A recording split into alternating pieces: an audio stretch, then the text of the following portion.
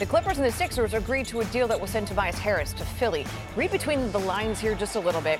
It's a steep future price for the Sixers to go all in now because look at what they had to give up to get a new Big Four. The Sixers get Harris, Boban Marjanovic, and Mike Scott. And in return, the Clippers get back Landry Shamet, Wilson Chandler, Mike Muscala, and draft picks.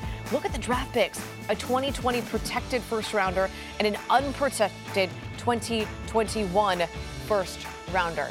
What it gives us, though, is essentially a new Big Four in Philly. You've got Embiid, you've got Ben Simmons, you've got Jimmy Butler, and now you add Tobias Harris to that.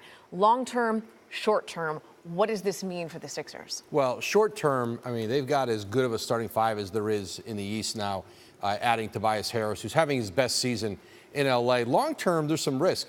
Now, they've traded in Philadelphia for two players who will be unrestricted free agents this summer, Tobias Harris and, of course, Jimmy Butler.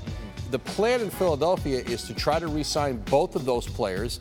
They're going to be paying a hefty luxury tax bill there. There's no question.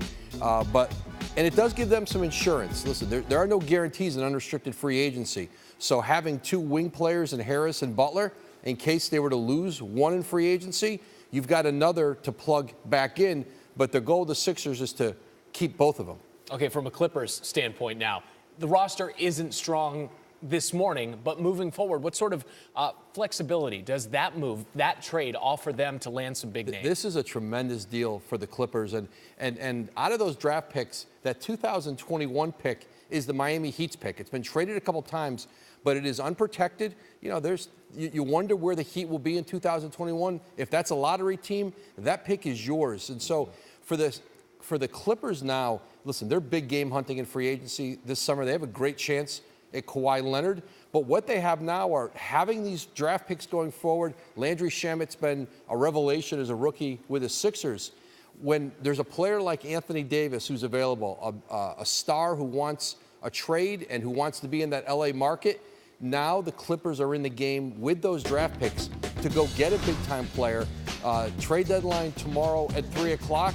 And now Anthony Davis, who has put the Clippers on his list of teams that he says he's willing to sign a long-term deal with, if he's traded there, it will be interesting to see now if the Sixers if the Clippers start talking with New Orleans about Davis, how much do those picks, do the assets that the Clippers have now appeal to New Orleans? They didn't make that trade for Anthony Davis, but for players like him. But I would imagine they'll be in contact with the Pelicans here in the next 24 hours.